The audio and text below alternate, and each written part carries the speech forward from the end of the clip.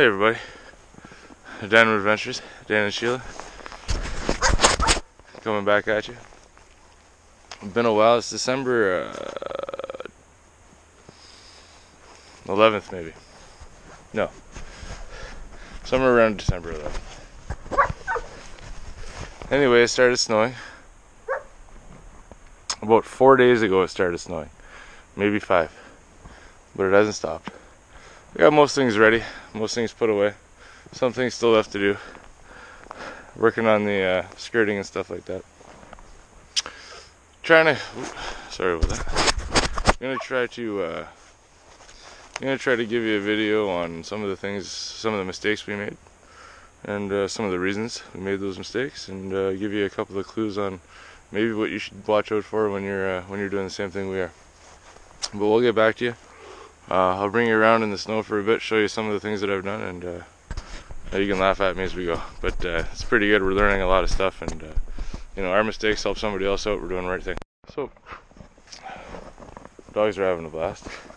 X is still hooked up because he's kind of crazy. As soon as I get used to the fact that he might stick around instead of running off into the bush like a crazy jackass, then I'll unhook him. So, one of the main problems is the driveway is too steep for the car. Too steep for the car. So we need to make sure that either I get studded tires on Sheila's car, the Jeep can make it up. But right now I'm just cleaning it up because this is the driveway. Relax. Relax. So for the time being, so we made a secondary driveway, or I made a secondary driveway. It's thank you. Not bad when your dog just walks like that with you whenever he wants to. Huh? Not making him. So yeah, made a secondary driveway on a little bit of flatter land. Gives us the opportunity to get the car in and out. This is our road right now.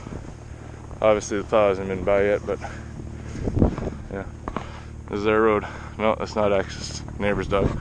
So yeah, I got the wife's car cleaned off. Haven't cleaned the Jeep off yet, but got it all shoveled out. She's going to be going to do laundry in a couple minutes. Washing machine in the house is hooked up and works beautifully when we need it to. But we don't have a dryer yet. Still trying to figure out a gas dryer because the electrical system won't be able to handle it.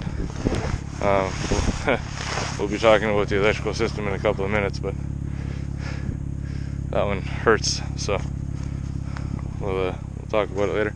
But yeah, so far in the last 5 days we got a lot of snow. We're moving forward. So number one, driveway. During the summer I should have taken my time and I should have built up a lot of sand. I should have barrels upon barrels of sand. Would have been very helpful.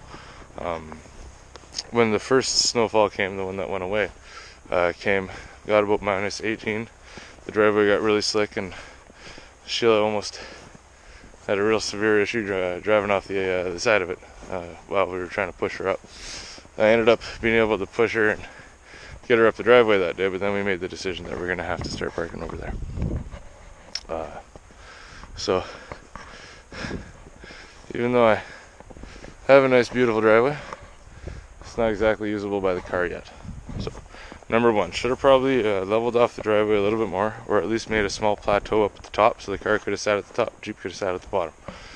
Neighbor was smart enough to do that. I wasn't. So lesson number one learned. Next summer I'm going to be building the bottom of the driveway up about 2 feet to come close to the bottom of the door. Not all the way, I still want that lip.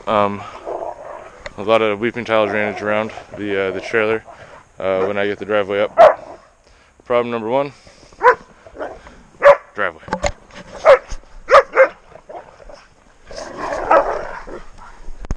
So it might be something you're all wondering. Well, if he can't use the driveway, or if he doesn't use the driveway, why is he shoveling the driveway? Well, for one, I like the fact that I have a driveway. It was one of the biggest accomplishments of our spring and summer, and so I'm going to keep it clean. And I figure this way, if I can keep it clean and keep the banks lined up if I ever get a load of sand in, then we can use the driveway. Or if I ever get a secondary option. But anyway, me shoveling the driveway actually leads to our second problem. Si wants to come outside. Second problem, and one of the main reasons I'm shoveling the driveway, is because I'm getting wood delivered. I'm getting another 2 cords delivered. So when I first started the woodshed, it was, completely full. With the rows going the other way. Well, not completely full, but I'd say 3/4 full. And I thought I had at least 6 face cord. So me and Sheila and I hooked up the wood cook stove that we had bought. Beautiful old wood cook stove that we bought and painted. I think it's in one of the previous videos, if I ever ended up posting that one. And it had a little 4" by 4" box for the firebox. And as a stove, it worked amazingly. Cooking the food and the oven and all of that worked great. I was very impressed with it. The only problem was to heat the whole house out of the wood cook stove. Take about 4.5 to 5 hours to get the trailer up to temperature, and that would take a hell of a lot of wood. So we had some friends come in and give us a hand, just giving us a couple of ideas on how to get a little bit more and better ready for the winter. X. And so we just changed over the wood cook stove to a box stove. Hey. So the wood cook stove is now a box stove, and we're going through less wood now to heat the place up and to get it up to temp and to keep it at temp. But we already went through probably 3 or 4 cord in the first 2 months, just trying to cook every day and heat the place up. So now with more wood coming in, I'm hoping not have a problem getting through the winter. But so that's problem number 2, and I'll take you inside and show you the box stove in a little bit. So that's one of the reasons I'm shoveling the driveway, so that I can still have deliveries and stuff like that coming. Alright, so we'll start with some of the issues with the power system. One of the issues, solar panels. I'm on the roof now. This is the ladder I used to get up here. Oh, driveway's all clean. So yeah, the solar panels, I didn't put them in the easily accessible spot. Put them up on top of the roof, which is good. The angles right now are a little bit low. They're spring and fall angles. I have to tack it up to winter angles. But my main issue is that being my first year and all, I didn't realize how much the sun actually moved. Or the earth, the angle of the earth rotating the sun actually increased and decreased throughout the year. Obviously, the sun's going to go from one spot to another spot. It's going to go lower in the winter, but you'd be amazed at once when you start actually tracking it on purpose, how much it moves. Because I know that I had never tracked it on purpose, and I was really surprised at how much it moves. Just to give you an idea, it went from like here to like here, and I didn't get all these trees out of the way. So when the sun comes in, this is the south area here, so I actually lose a lot of this, and now, since the sun's behind these trees, I'm getting a lot of shadow on my panels, and that, coupled with the fact that we really have only had 2.5 sunny days in 3 months, or 2 months, sorry, has given me the experience that we needed a generator badly. And a friend of mine, this in my mind goes beyond friendship. This is huge. Basically told me that I could use his Honda 3000 watt generator for as long as I needed to. He wasn't using it.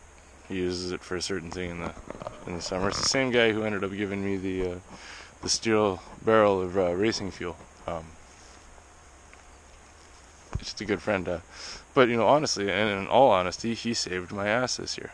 I know that we can live with heat and shelter, but He gave us power, and with power comes all the other creature comforts, you know, like our water system, our lights, the computer, the charging, the phones, the fridge. Absolutely everything runs off of the solar system. And without any sun and without me properly clearing the trees, we ran into a huge problem, and he saved my ass. Basically, I've had the generator now for like 2 months. Told me use it as long as you have to. And I'm probably gonna hopefully be able to give it back to him soon, depending on you know, if me and the wife can ever end up affording a generator right now, which leads into one of the problems I'll talk about later.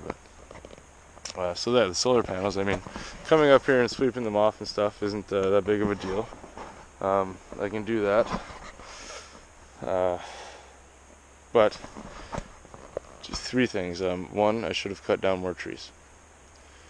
2, I should have angled them properly earlier, and given them a better facing to the south side. So I think in the spring I will be relocating. Like in the summer they're great, but in the winter I really need to think about this. So I'll be relocating them into one of the corners down there. Early morning sun hits it first, and it gets sun until about 4 or 5 o'clock, depending on when the sun goes down here in the winter. So that'll be the best area for it. Not sure how I'm going to do it yet, but I know that they need to come off the roof. I know that I need to clear more trees. If they're going to stay on the roof, I need to clear a lot more trees, and just hope for more sunny days. Northern Ontario, right? Like I should have remembered that there's a couple of really cloudy, crappy months that give us, you know, beautiful, awesome, and amazing snow to have a ton of fun on. But yeah, so. And another problem, well, I'll tell you the other problems with the power system in a little bit. We'll get to all this stuff, but you know, so the driveway, major issue, being too steep.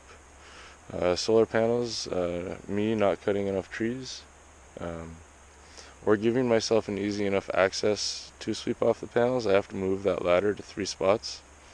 I'm sure it'll become, you know, ever increasingly difficult in the winter, but it's the position I'm in, the position I put myself in, so I'll have to deal with that. But when the sun is hitting the panels, you know, they do work amazingly, and they do charge up quickly. There's absolutely nothing wrong with the panels. Even I ended up getting broken panels. I'm not sure if I posted that video, but re-epoxied panels, secondary panels, and I'm still getting 80% of their original quoted power output. Sorry. So and I'm happy with those, and they were less than a quarter of the price of new panels. So we got them at the right time, and we could only afford them. But they're working great. The other panels are absolutely beautiful. Pulling in around, well, I have, supposedly, if you do the math, I have 1,500 kilowatts of panels. 1,500 watts, sorry. At 1.5 kilowatts panels. But I'm only on a sunny day when full sun hitting the panels, I'm pulling in around 950 max watts. So, I mean, it's doing the system beautifully. It's hitting the system great. So, I'm not having a problem with that when it's sunny and when the panels are covered and the sun's not behind the trees and all of that fun stuff. The panels work beautifully.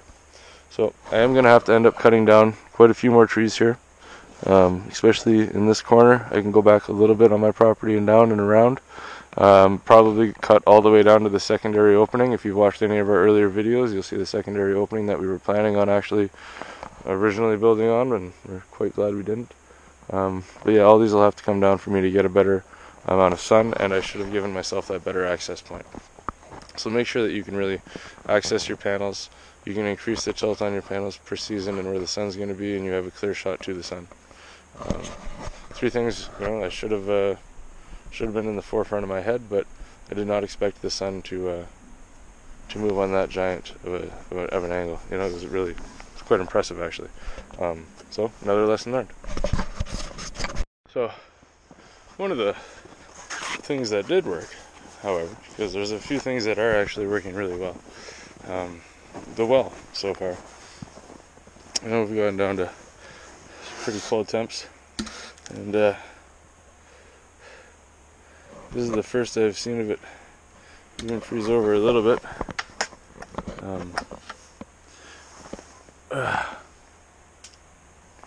So yeah, still got 10 feet of water. Nice cold, crisp, clean water. So that's kind of nice. I'm gonna get an insulated cap for the well in the next day or two. I have one here, I just gotta build it. Just have to put it together. This is no longer the power and water bunker. It is now strictly just the water bunker. It's got the water heater inside it. We'll see if we can get the water heater working today.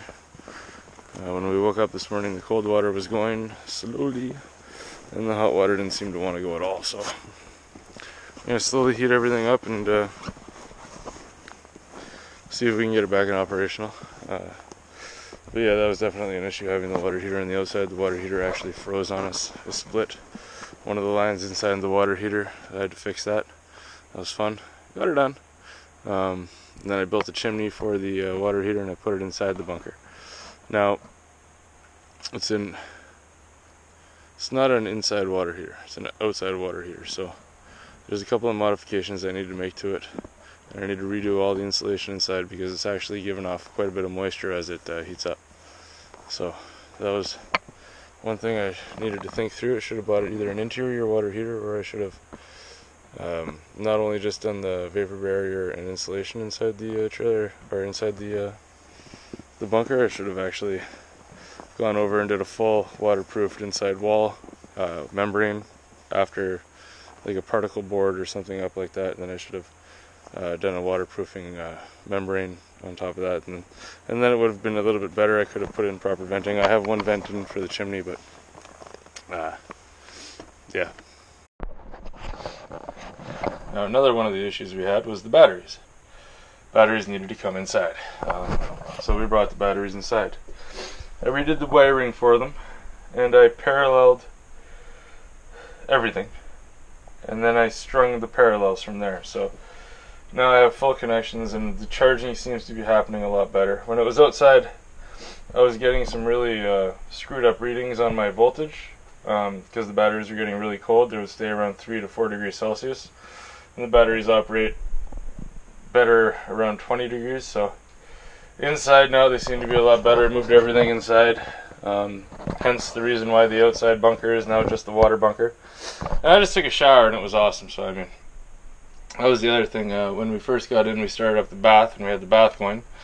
And the bath was great for the first month or two, but the shower is so much better.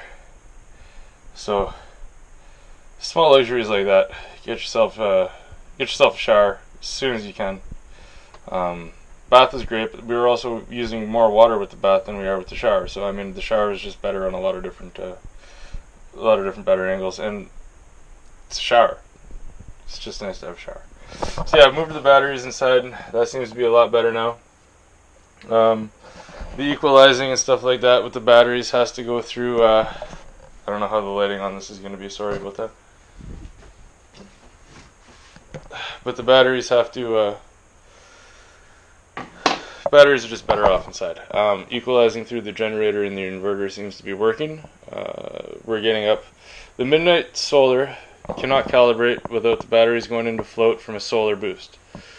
So right now I don't have the Midnight Solar flashing on my screen. I can still access it through the menus of the I can access the Whizbang Junior through the menus of the Midnight Solar screen, but I don't have the Whizbang Junior calibrated right now.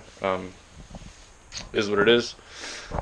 Still filling up to 25.4 after a good cycle of the generator's knocking it up to 28.8, 29.7.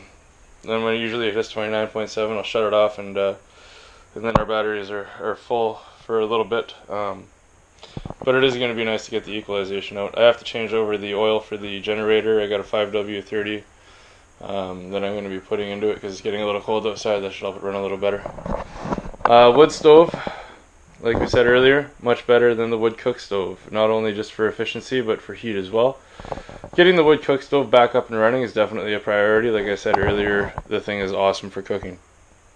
It's just awesome for cooking. So we're going to have both hooked up. I just got to put another chimney in. Chimneys are expensive. Everything's expensive. Thank God you only have to buy it once if you buy it right, but You know, the stove cost us $120. The wood cook stove cost us $120. The chimney piping cost us around $800 to $900. So get ready for those costs. Solar panels, another $1,000 to buy 3. Everything seems to be in $1,000 bundles. So when we were planning on doing this winter, we were planning on doing the entire inside of the trailer, but we might actually have to back that off until we can bank some money for it, because it seems like all the survival things that we need just are so damn expensive. And it's Christmas, and we have to go down south to visit Sheila's parents for Christmas, so that'll be a nice little trip away. Anyway, so yeah, driveway's too steep. Be careful. Make sure that you think about your angle of your driveway for winter, and your tires, and your four-wheel drive, and your studded tires, and all that stuff. Really be careful with your water bunker. Be careful that your water heater is going to be fine. Your water pipes aren't going to freeze and stuff like that. We had a problem at the beginning of the year. Thank God we don't seem to have that big of a problem now. Solar panels, make sure that you give enough room for the sun when the sun goes down on that massive angle in the winter, that you've cut down enough trees so that the sun can get to your solar panels. What are some of the other problems that you'd like to what are some of the other issues we've experienced so far?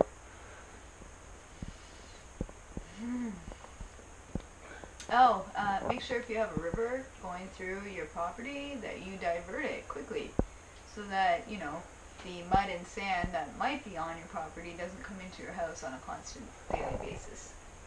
I'm blaming them for that. Yeah, we found out an alternate way to fix that. We're going to have to set up a main weeping tile system throughout the land before we can build on top of it. Well, that'll be interesting. That'll be a nice spring job. Hopefully get some big machinery in here and dig up some parts of the land, find some gravel, channel the gravel, and then be able to build on top of that so that the water won't pull away the land that we build up on. Anything else though you think of? I mean, I've gone over the solar panels, gone over the driveway, gone over the water system, gone over the power system. These are just some problems that we've had, so if you can learn from our mistakes, then bonus. Make sure that you properly keep the floor warm. If you're going to live in something like we have, make sure that you've got things up against the bottom of it, so that creatures and other such things, A, can't live under there, but B, it helps trap the heat and keep your floors warm. We've definitely noticed a big difference since we put in the skirting 2 days ago. It just seems a lot easier to keep the place at a reasonable temperature than it fluctuates up and down. So that is definitely something. I had to use the snow to help me with the skirting, so I had to wait for the snow to come, so I was able to actually put up enough snow against what I'm using for skirting to hold it into place. But now I've gotten 90% of the trailer all skirted, and the other 10% I just need to take off the back stairs and I can put up the last board. But yeah, make sure you have enough wood. And I'm sure that we'll run into a few more problems, and we'll hopefully be able to offer you a few more solutions. Alright, so see you later.